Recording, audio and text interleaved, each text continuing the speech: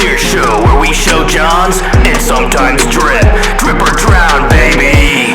Drip. Hey everybody, welcome back to the channel. It is I, Mark Boudelier, and today I have a video about small brands, low-key brands that you have never heard of. I don't know what the title is going to be yet, but I have a bunch of cool brands to show you guys, so we'll go ahead and get into the pickups.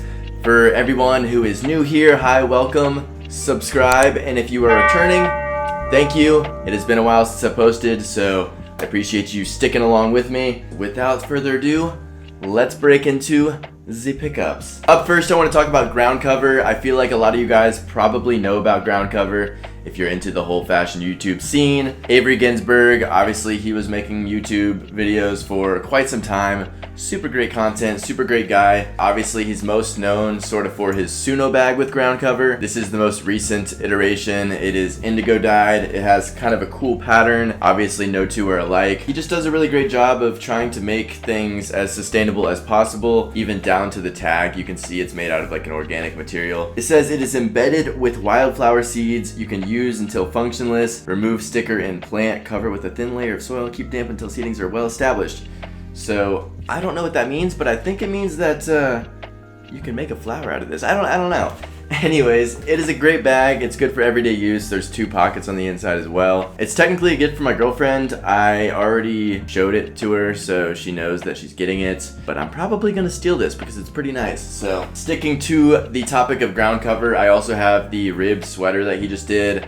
This one he gifted to me, so thank you so much, Mr. Ginsburg. I appreciate it as always. Made out of recycled denim, which is super cool to me. I think he just like grinds it up and then somehow makes it into a material. I like the way that it has sort of this collar to it. It's got sort of a slimmer build as well as a little bit of a longer length, but it's not like too long. I feel like that was something that people were worried about. I'm pretty short and I think it fits great on me, so good little sweater here. Good for everyday wear.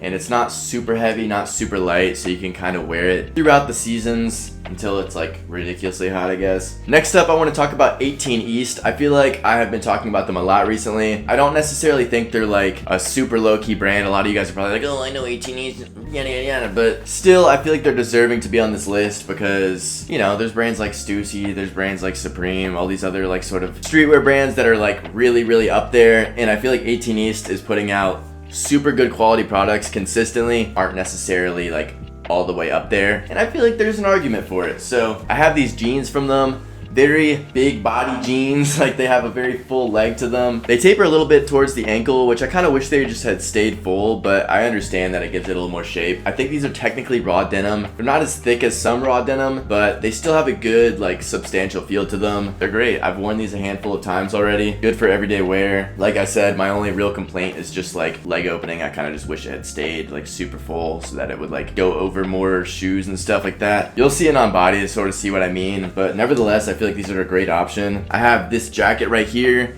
Obviously it has the camo print on it. It's got a 2-way zipper, or I guess just like a double zipper. Got pockets right here. It's got pockets down here. It's got the cinch down below. Just a good like light to mid-weight jacket for everyday wear, I guess. Got a mesh liner. Most of their stuff, I think all of their stuff is made in India, so that's pretty cool as well. Just a good standard fit jacket. I've worn this one a handful of times. I feel like it's best for like the fall spring month. Let's break into another jacket. We have this one from the brand Unveined Studios. There is a lot of green going on in this pickup haul, but this bomber jacket is pretty incredible. It's made out of like a velour material. Unveined Studios, I want to say, is based in Berlin. I just love the ruching on the sleeves. Obviously, it's like a unique take on a bomber jacket. You know, bomber jackets are definitely like, it seems like they're sort of coming back. Obviously, there's like the very negative connotations of bomber jackets. Just, you know, 2013 or so is, I think, when maybe 2016 was just when bomber jackets were absolutely everywhere. Some pretty ridiculous fits were thrown. This is a pretty good take on it, in my opinion. I think it fits great. I think it feels great. I like these little metal clasps that almost look like a fireman jacket type of thing. Just a good jacket. Next up, this might not be an underrated, I think it's underrated, but this might not be like a low-key brand, but this is an HBT set from the brand Orslo. They did a collaboration with Canoe Club, which is a retailer, like a specialty store over in Boulder, Colorado. They have tons of cool stuff. I've never actually been in there, but I'm like friends with the people that work there. They always get me right. This is the top to the HBT set, and I'm actually wearing the pants.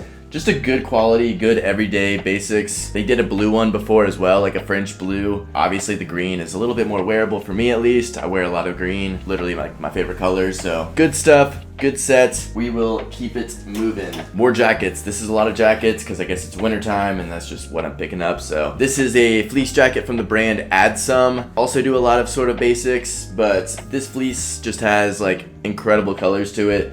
I love sort of the wine color. I love like the flecks of like green and blue throughout. It's a little bit lighter, like in terms of material, like you can almost see through it in certain parts. So it's definitely on the lighter end when it comes to a fleece jacket. I like that it's sort of oversized. It has like the cinches at the bottom. Just a good everyday sort of jacket. I feel like it's great for like early fall before it gets too cold. These next two aren't really necessarily underrated brands, but I'm gonna show them anyways.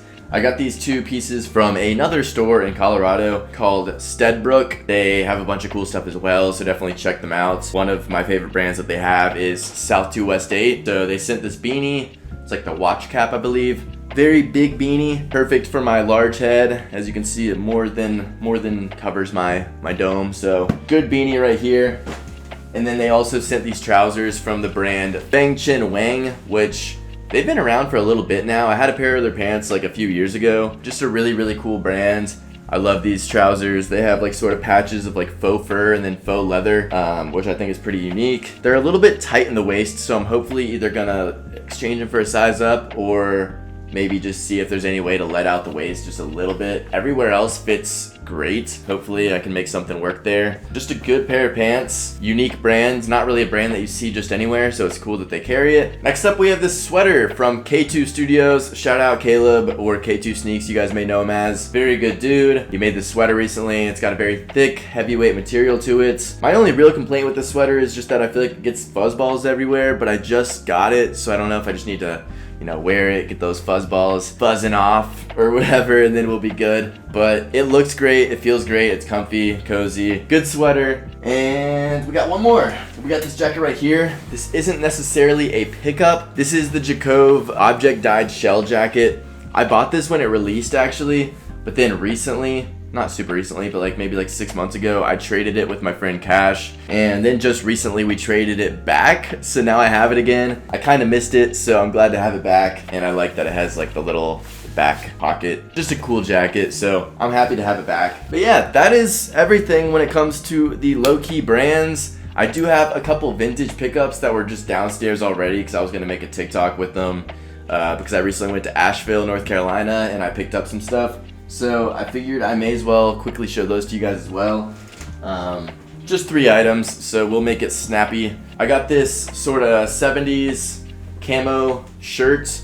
I have kind of been gravitating towards camo again recently, oddly enough. Like, I don't know why. You know, I just think this one fits really great. It has sort of a boxy fit to it. Lightweight material. I just think it's going to be a good throw on for like spring, summer, fall, not necessarily winter. But I also have a couple t-shirts here. I have this one that says Gibson across the front. Very Unsound Rags vibes with this one. And then the back says something about Asheville, Music City or whatever. It's kind of like a nice little souvenir without being like too cheesy about it, I guess. I got this blank at a Goodwill. It's made in USA. It had a nice sort of boxier fit. I thought it'd be a good one. So I have these trousers that are literally from the 1940s. Yes, they are dated. They're wool. They're like a green color. Just a nice straight leg to them, and I thought they were pretty cool. So that's it. Those are the vintage pickups. You guys saw the Lowkey brand pickups. That is everything. I appreciate you guys watching. As always, love ya.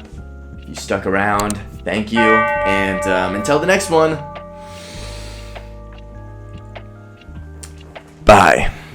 I almost forgot to show the most Lowkey brand pickup of all time. This ring right here, the beautiful Marc Boudelier X Eschaton jelly ring. This is the upcoming drop right here. You can see it's got the garnets in there that are like sort of a pinkish, almost wine color. Very beautiful. It's sterling, it's fully oxidized. You can see that mine is already starting to turn a little more silver, and it's beautiful. It's gonna be 250 bucks. It drops on January 8th. I don't know how long we're gonna keep it up. It might be a 24-hour drop, it might be a 48-hour drop, it might be a week drop, but it's gonna be a pre-order. Everything is made by hand by one person, so give us time. But yeah, that is the ring. Let me know what you guys think about it.